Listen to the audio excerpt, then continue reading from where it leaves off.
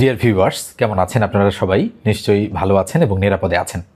আমরা গ্রামীণ ব্যাংকের শিক্ষানবিশ অফিসার বা প্রফেশনারি অফিসার, যেটা ইংরেজি নাম, তো এই পদে যারা আবেদন করেছি তাদের অনেকের কাছেই SMS চলে এসেছে যে আপনাদের পরীক্ষা কেন্দ্র সিলেক্ট করার কথা বলা হয়েছে। এই SMSটা অনেকে বুঝতে পারছেন না। এখানে আসলে না বোঝার কিছু নেই। আপনি কোন কেন্দ্রে পরীক্ষা দেবেন সেটা সেখানে ঢুকে, মানে আপনাদের কাছে যে SMS এসেছে সেখানে লিঙ্কে ঢুকে আপনারা আপনাদের সিরিয়াল নম্বর এবং মোবাইল নম্বর দিয়ে সেখানে আপনারা কেন্দ্র, মোট 8টা কেন্দ্র শো করবে। আপনি যে কেন্দ্রের কাছাকাছি থাকেন সেটা ক্লিক করে আপনি সাবমিট করে দেবেন, তাহলেই কিন্তু আপনার কাজ শেষ। আর তাদের নেটের বেশ কিছু প্রবলেম রয়েছে, এই কারণে কিন্তু আপনারা অনেকেই ঢুকতে পারছেন না বা কেন্দ্রটা ঠিকভাবে সিলেকশন করতে পারছেন না। তো চিন্তার কোনো কারণ নেই। অনেকেই একটু টেনশন করছেন যে আমি আসলে ভুল করলাম কি না, এরকম হচ্ছে কেন। তো এরকম কোনো চিন্তা করবেন না, তারা যখন ঠিক করে দিবে। আসলে একসাথে অনেকজন হিট করলে, মানে অনেকজন যদি সাইটে ঢোকার চেষ্টা করে, তখন কিন্তু কিছু প্রবলেম দেখা দেয়। তো এরকমই একটা সমস্যা হয়তো তাদের হয়েছে। আর অনেকেই কিন্তু আপনারা 8টা কেন্দ্রের মধ্যে একটা কেন্দ্র দিতে পেরেছেন। তো সেখানে যেগুলো শো করবে সেটার মধ্যেই কিন্তু আপনাকে সিলেকশন করতে হবে। এই গেল প্রথম কথা। দ্বিতীয় যে কথাটা সেটা হচ্ছে পরীক্ষার প্রশ্ন কি বাংলায় হয়? আমি এর আগে একটা ভিডিও আপলোড করেছিলাম, সেখানে অনেকেই আমাকে প্রশ্ন করেছেন যে পরীক্ষার প্রশ্ন আসলে বাংলায় হয় নাকি ইংরেজিতে হয়। তো আমি একটু বলে রাখি, পরীক্ষার যে প্রশ্ন সেটা সম্পূর্ণরূপে বাংলা ভার্সনে হয়। আপনারা যদি অন্যান্য ব্যাংকের কথা চিন্তা করেন, বাংলাদেশ ব্যাংক সহ সোনালী, রূপালী, জনতা, অগ্রণী বা অন্যান্য যে ব্যাংকগুলো রয়েছে, সেই ব্যাংকগুলোর প্রশ্ন কিন্তু ইংরেজিতে হয়। শুধুমাত্র বাংলা অংশটা বাংলায় হয়, বাদবাকি ইংরেজি, সাধারণ জ্ঞান, গণিত, তথ্য প্রযুক্তি সমস্ত কিন্তু ইংরেজিতে আসে। কিন্তু গ্রামীণ ব্যাংকের অতীতের প্রশ্ন প্যাটার্ন যদি আমরা বিশ্লেষণ করি, তাহলে তাদের পুরো পরীক্ষা বাংলা ভার্সনে হয়। তার মানে অঙ্ক আসবে বাংলায়, বাংলা আসবে বাংলায়, সাধারণ জ্ঞান আসবে বাংলায়, আর ইংরেজি অংশটা তো আর বাংলায় হতে পারবে না, তাই না? ইংরেজি যেহেতু একটা ল্যাঙ্গুয়েজ, তো সেক্ষেত্রে ইংরেজি অংশটা শুধু ইংরেজি হবে, আর বাকি সব বাংলা। এটা প্রথম প্রশ্নের উত্তর। দ্বিতীয় যে প্রশ্নটা আপনারা আমাকে করেন সেটা নম্বর বন্টন। আমি কিন্তু আগের লেকচারে আপনাদের বলে দিয়েছি নম্বর বন্টন সম্পর্কে। তো অনেকেই আপনারা নানান জায়গায় নানান কিছু শুনে এসে আসলে আমাকে জিজ্ঞাসা করেন যে অমুক জায়গায় তো শুনলাম নম্বর বন্টন এমন। আসলে তারা যে ভুল বলেছে তাও না, তারা সম্ভাব্য বলেছে যে এরকমটাও হতে পারে। তো কারো কথাই কিন্তু ভুল নয়। তো আমি যে কথাগুলো বলবো সেগুলো বিগত বছরে প্রশ্নগুলো কিভাবে হয়েছিল সেটা অ্যানালাইসিস করে কিন্তু আমি আপনাদের জানানোর চেষ্টা করব। তো একটু মনোযোগ দিয়ে শোনেন। তো পরীক্ষা হবে লিখিত এবং MCQ দুইটা একসাথেই একই দিনে। 60 নম্বরের MCQ পরীক্ষা আর 40 নম্বরের লিখিত পরীক্ষা। কথা একদম ক্লিয়ার। 60 বা 60 MCQতে থাকবে, 40 বা 40 থাকবে আপনার লিখিত অংশে। তো এই 60 যে MCQ অংশে থাকবে, বাংলা, ইংরেজি, সাধারণ জ্ঞান এবং গণিত, এই 4টা পার্ট থেকে প্রশ্ন আসবে। কিছু প্রশ্ন তথ্য যোগাযোগ প্রযুক্তি এবং সাধারণ বিজ্ঞান থেকেও আসতে পারে। তো এটা আপনারা সাধারণ জ্ঞানের মধ্যে ধরে নেবেন।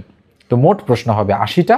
প্রত্যেকটা প্রশ্নে কিন্তু 0.75 নম্বর, অর্থাৎ পূর্ণ নম্বর এখানে থাকবে না। প্রত্যেকটা প্রশ্নে নম্বর থাকবে 0.75।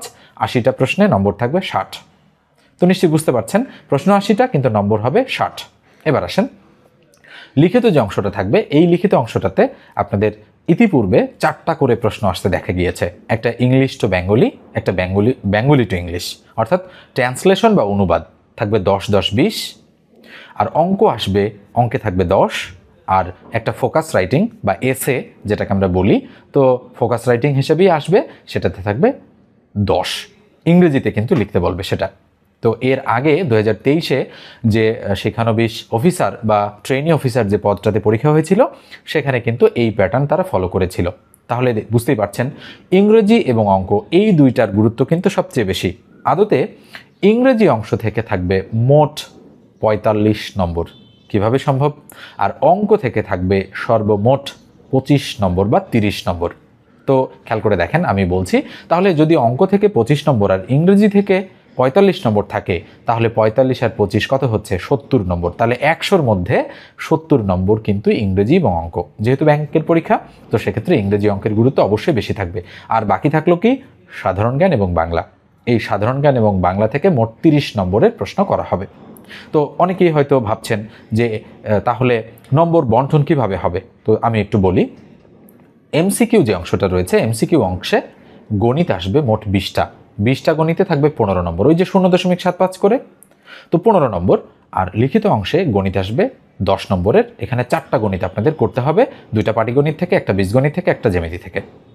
তো 10 নম্বর আর 15 নম্বর 25 নম্বর, এই হচ্ছে গণিত। আর ইংরেজি থাকবে এমসিকিউ অংশে 20 নম্বরের। 20 নম্বরের মধ্যে 0.75 করে যদি আমরা হিসাব করি তাহলে 15 নম্বর, সরি আমি ভুল বলেছি, 20টা ইংরেজি থাকবে এমসিকিউ, সেখানে থাকবে মোট 15 নম্বর।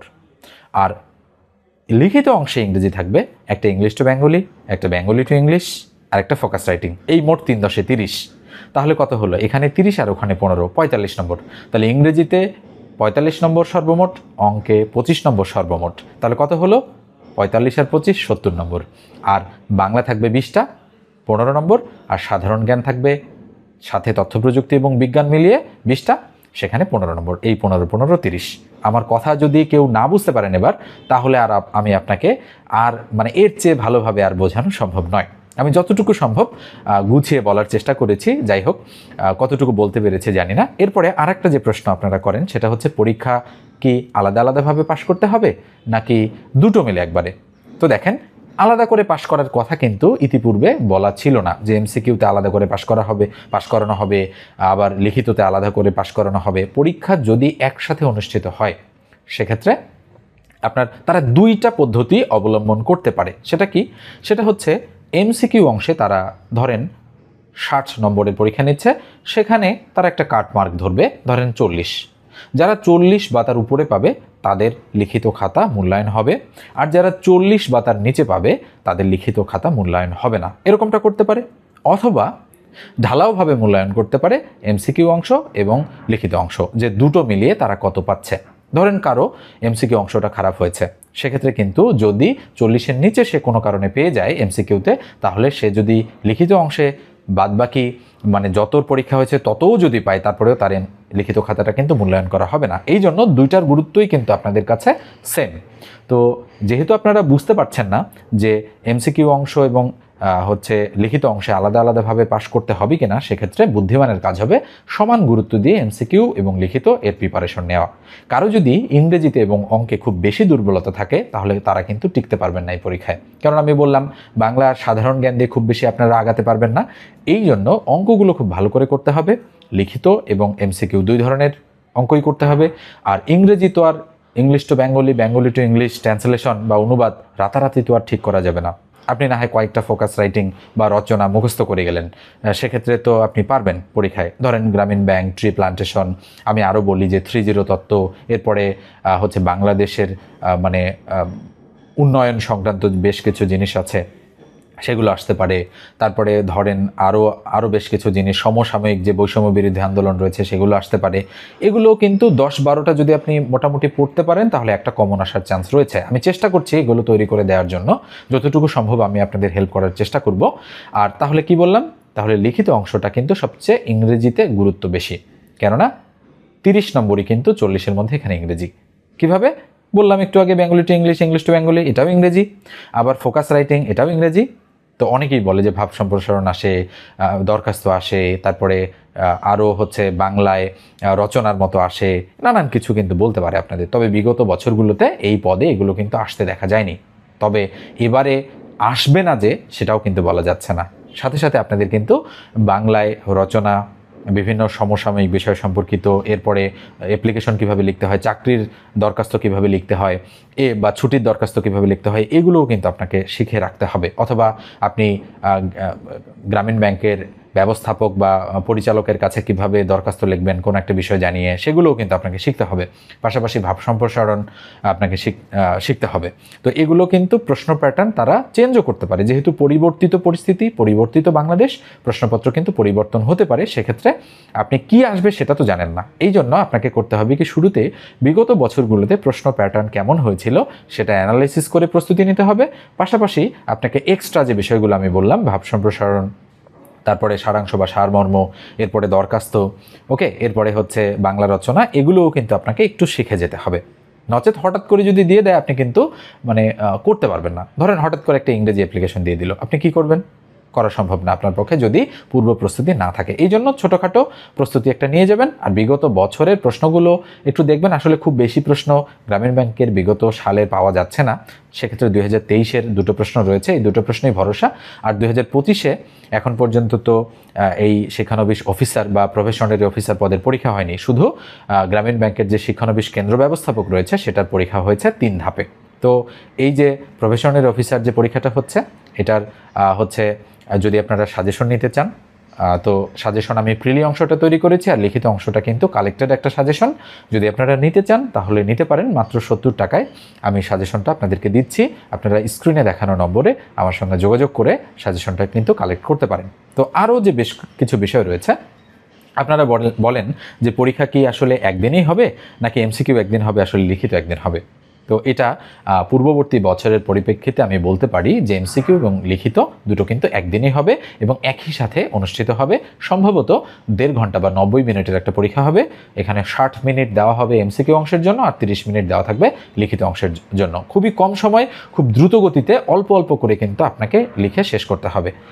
তাহলে দ্রুত লেখার প্র্যাকটিস আপনাকে এখন থেকেই করতে হবে। তবে এই সময়ে বন্টনটা তারা কমাতেও পারে, বাড়াতে পারে। কমানোর কোনো চান্স আসলে নেই, বাড়াতে পারে। যদি পরীক্ষা 2 ঘন্টা করে, যে লিখিত 1 ঘন্টা এবং এমসিকিউ 1 ঘন্টা, সেটাও করতে পারে 120 মিনিট।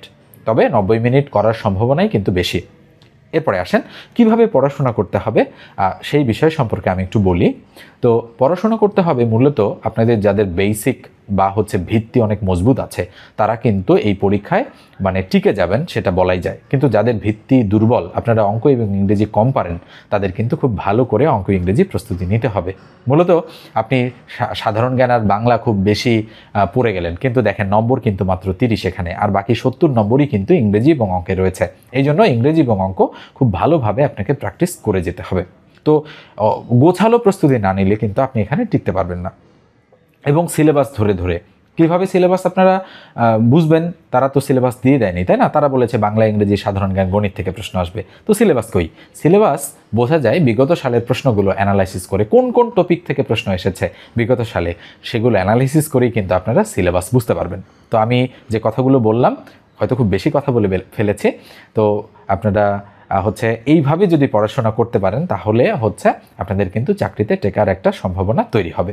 আর যারা বেশি পরিশ্রম করবেন তারাই টিকবেন, যারা কম পরিশ্রম করবেন, পড়বেন না, শুধু সাজেশনের ওই 2-4টা জিনিস পড়েই পরীক্ষার হলে যাওয়ার চেষ্টা করবেন, তাদের কিন্তু হবে না। মনে রাখবেন, সাজেশনে সর্বমোট 2100-র মতো এমসিকিউ প্রশ্ন রয়েছে, বাংলা, ইংরেজি, সাধারণ জ্ঞান, গণিত, তথ্য প্রযুক্তি মিলিয়ে 5টা পার্ট মিলিয়ে 2100 প্রশ্ন কিন্তু পড়ে ফেলা খুব কঠিন না।